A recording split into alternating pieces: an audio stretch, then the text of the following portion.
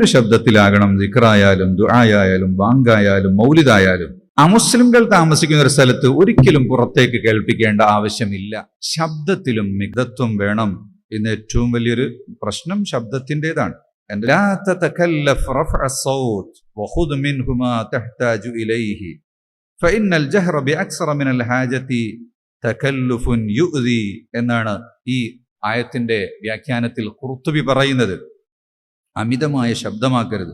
ദിക്ർ ഉറക്കെ ചൊല്ലിയവരോട് റസൂലുള്ളാഹി തങ്ങൾ പറഞ്ഞു, ഇർബഉ ബി അൻഫുസികും, മക്കളെ ഒന്ന് തടി കാത്തോളെ.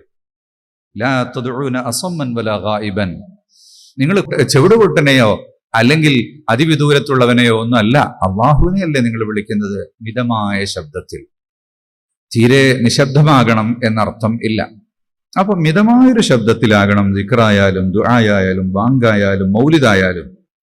ഇതൊക്കെ കേൾക്കേണ്ട സ്ഥലത്ത് കേൾപ്പിക്കണം. ഇപ്പൊ പരിസരത്ത് മുസ്ലിങ്ങൾ മാത്രമുള്ള ഒരു സ്ഥലത്ത് വർഷത്തിൽ ഒരിക്കൽ മൗലിദൊക്കെ ഓതുമ്പോൾ കുറച്ച് കേൾപ്പിക്കാം. എല്ലാ ദിവസവും മൗലിദാണെങ്കിൽ മുസ്ലിംകൾക്കാണെങ്കിലും അവർക്ക് പ്രയാസം ഉണ്ടാകും. അമുസ്ലിംകൾ താമസിക്കുന്ന ഒരു സ്ഥലത്ത് ഒരിക്കലും പുറത്തേക്ക് കേൾപ്പിക്കേണ്ട ആവശ്യമില്ല.